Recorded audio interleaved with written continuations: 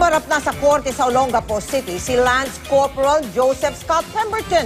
Ito ang unang beses na nakita si Pemberton ng pamilya ng kanyang manong pinatay na si Jeffrey Jennifer Laude. Hindi natuloy ang pagbasa ng sakdal kay Pemberton dahil sa inihaing musyon ng kanyang kampo. Pero sumalang na siya kanina sa tinatawag na booking process sa mugshot at sa fingerprinting ng PNP. Yan ang tinutukan ni Rida Reyes. Bago pa man sumikat ang araw, isa-isa nang pumasok ang convoy ng mga sasakyan sa Olongapo City Hall of Justice. Isa rito, sakay si U.S. Marines Lance Corporal Joseph Scott Pemberton, suspect sa pagpatay sa Filipino transgender na si Jeffrey Jennifer Laude. Sa loob ng Olongapo City Regional Trial Court Branch 74, nakaupo si Pemberton sa first row ng korte. Siya yung lalaking nasa dulo na naka-gray na Amerikana. Nakatakda sana ngayong araw ang arraignment o pagbasa ng sakdal kay Pemberton, pero hindi ito nangyari.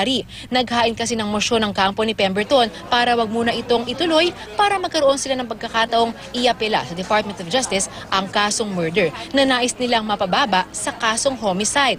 Dismayado rin ang mga abogado ng pamilya Laude sa anilay delaying tactics ng kampo ng depensa. It is a dilatory tactic.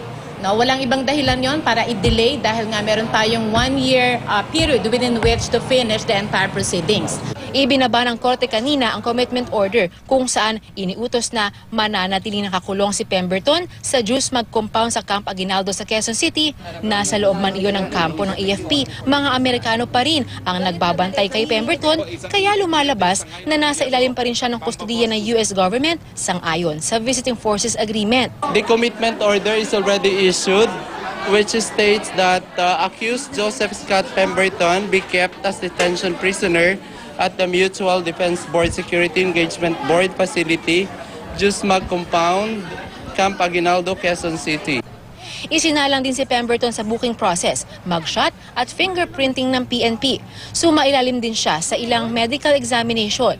Ito ang unang pagkakataon na makita ng pamilya Laude ng personal si Pemberton. Nasa isang sulok lang daw ito sa harapan, katabi ang mga kapwa Amerikano, tahimik lang, minsay patawa-tawa.